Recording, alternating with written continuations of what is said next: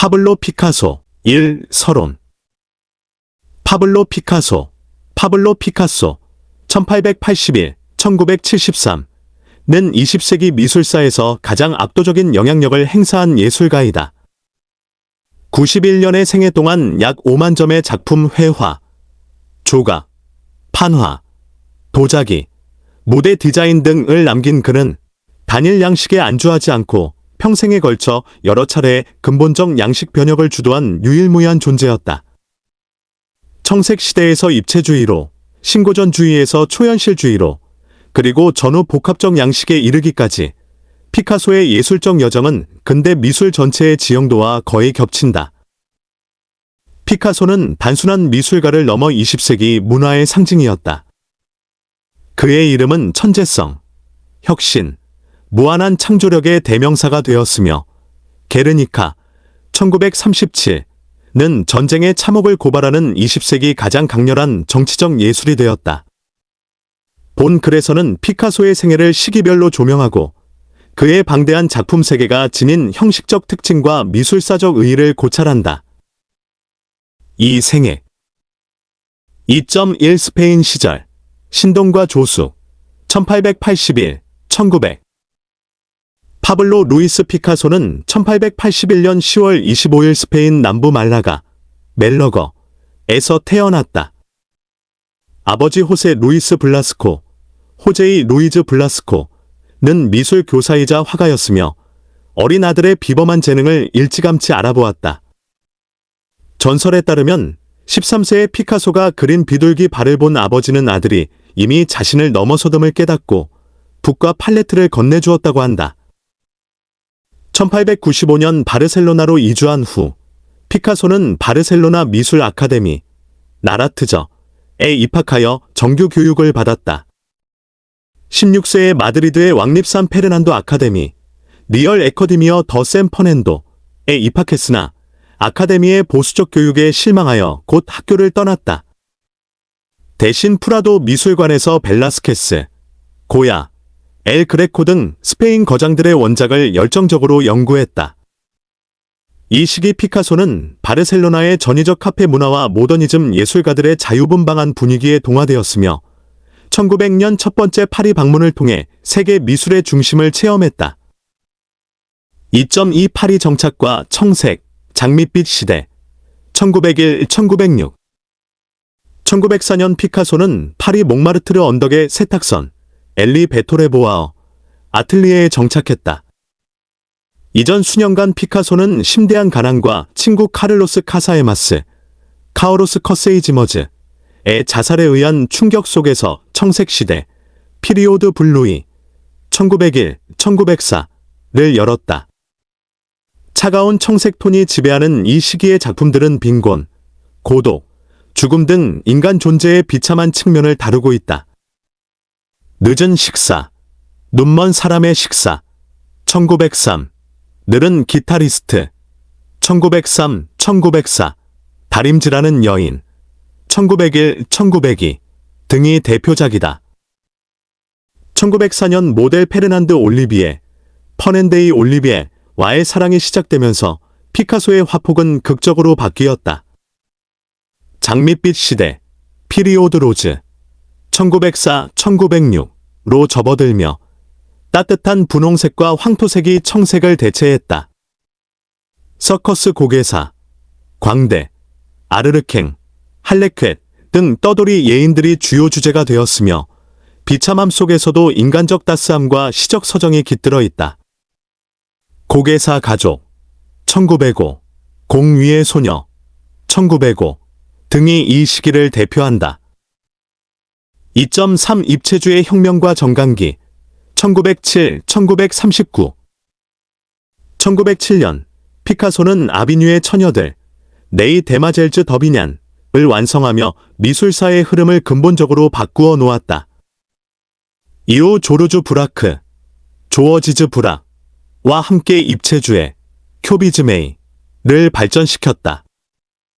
1907년부터 1912년까지의 분석적 입체주의에서는 대상을 다시점으로 해체하여 기하학적 면으로 재구성했고 1912년 이후에 종합적 입체주의에서는 콜라주, 파피에 콜레, 파페이 콜레이 등 현실의 재료를 화면에 도입하는 혁신을 이루었다. 1910년대 후반부터 피카소는 입체주의의 극단적 해체에서 보다 질서 있는 구성으로 회귀하는 신고전주의 니오클래서시즘의 경향을 보였다. 1918년 러시아 발레리나 올가 코클로바, 올거 카클러버와 결혼하며 상류사회에 발을 들여놓았고 1920년대에는 초현실주의 운동과도 교류하며 변형된 인체, 리토토카이가 등기하는 해변 장면 등 무의식적 이미지를 탐구했다. 1930년대에는 마리 테레즈 발터, 머리터리스 올터와 도라마르, 도러마어 등 새로운 연인들과의 관계가 작품에 직접적 영향을 미쳤다. 2.4 전쟁, 점령, 그리고 만년, 1937, 1973 1937년 스페인 내전 중 나치 독일 공군이 바스크 지방의 작은 마을 게르니카, 괴어니커를 폭격한 사건은 피카소에게 어마어마한 분노를 불러일으켰다.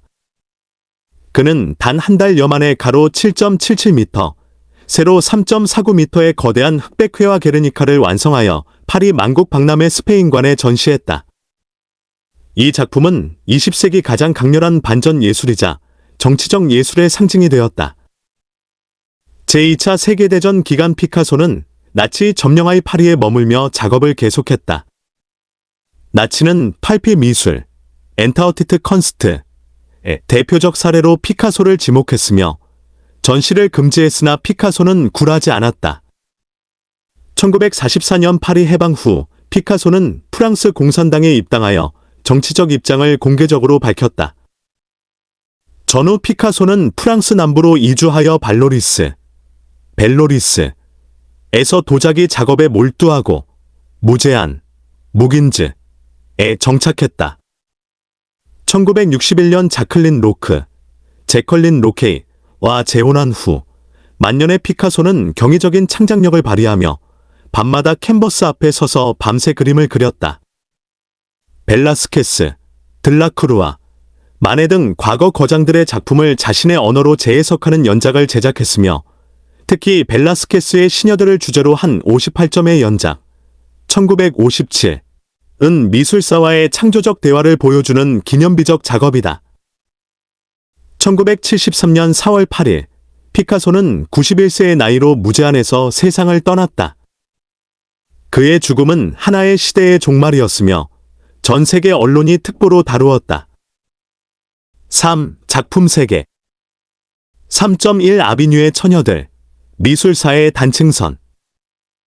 아비뉴의 처녀들, 1907은 서양 미술사에서 가장 혁명적인 단일 작품으로 평가받는다. 캔버스의 유화, 243.9 곱하기 사인 233.7cm.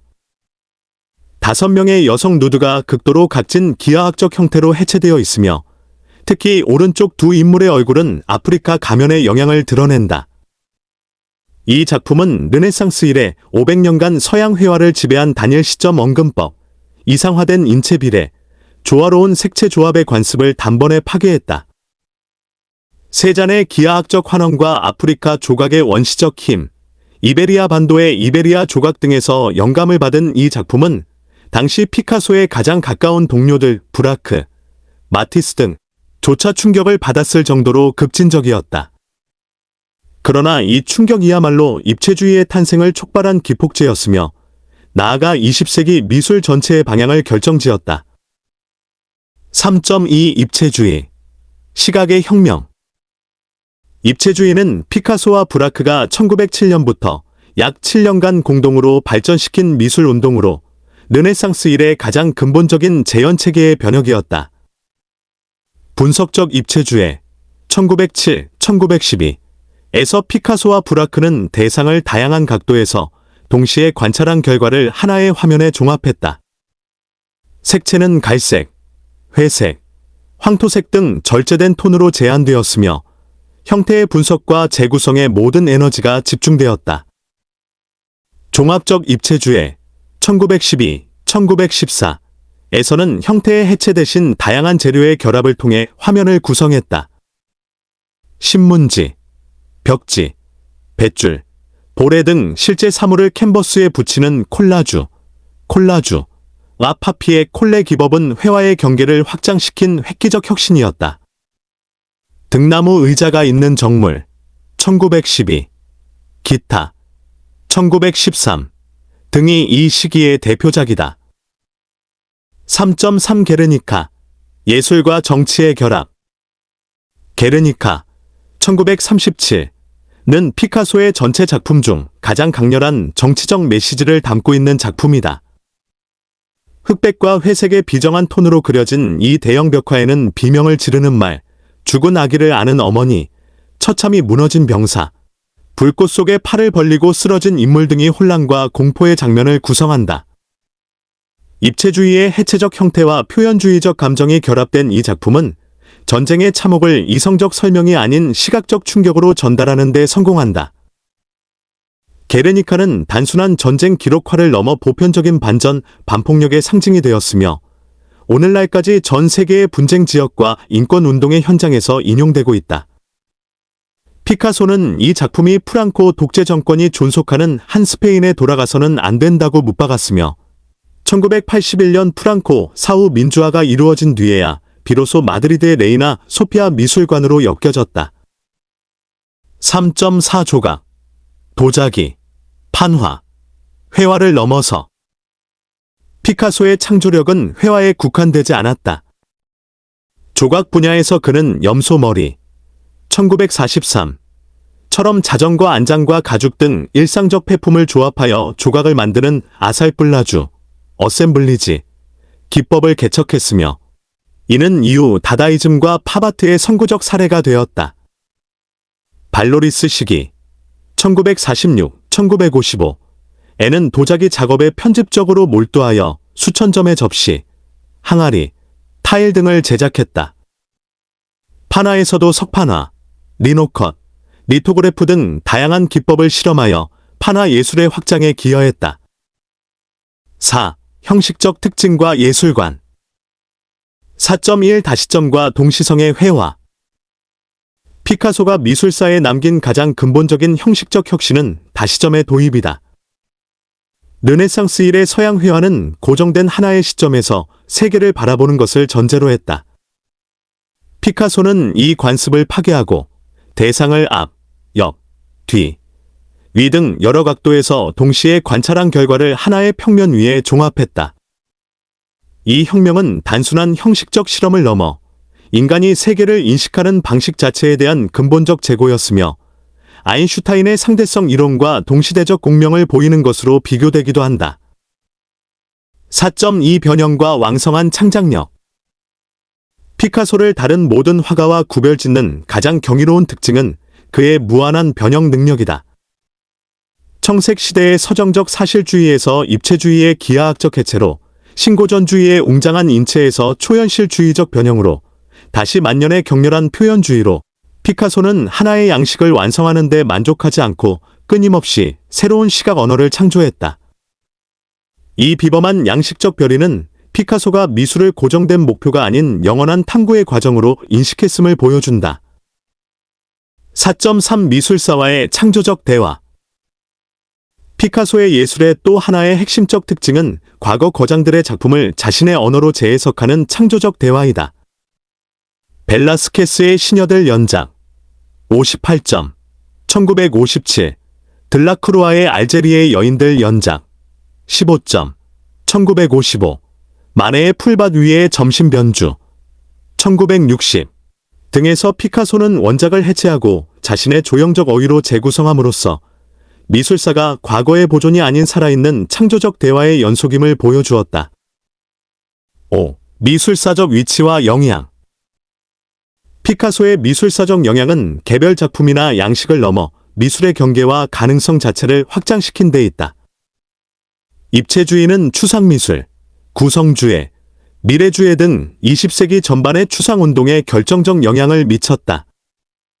콜라주와 아살플라주는 다다이즘, 팝아트, 정크아트 등 20세기 후반의 미술 운동들의 선구적 사례가 되었으며 게르니카는 예술이 정치적 실천의 도구가 될 수 있음을 증명한 기념비적 작품이다. 피카소는 또한 예술가의 사회적 위상을 변화시켰다. 그 이전의 예술가들이 대부분 생전에 무명이거나 빈곤 속에 살았던 것과 달리 피카소는 생전에 이미 전설적 명성과 막대한 부를 얻은 최초의 스타 예술가였다. 그의 이름 자체가 천재성과 창조성의 대명사가 된 것은 20세기 문화에서 예술가의 위상이 근본적으로 변화했음을 상징한다. 6. 부결론. 파블로 피카소는 91년의 생애 동안 미술의 거의 모든 영역을 향유하고 변혁시킨 탁월한 존재였다. 그는 재현의 전통을 해체하고 새로운 시각 언어를 창조했으며 회화, 조각, 판화, 도자기의 경계를 허물었고 예술을 정치적 실천의 도구로 승화시켰다. 피카소의 예술이 우리에게 가르쳐주는 가장 근본적인 교훈은 창조란 결코 완성될 수 없는 과정이라는 것이다. 하나의 양식을 완성하는 순간 이미 다음 양식을 향해 나아간 피카소의 끊임없는 변혁은 예술이란 고정된 도착점이 아닌 영원한 출발이라는 진리를 몸소 실천한 것이었다. 죽음 전날까지 붓을 놓지 않은 이 영원한 혁명가의 유산은 오늘날에도 미술의 모든 영역에서 살아 숨쉬고 있으며 앞으로도 그러할 것이다.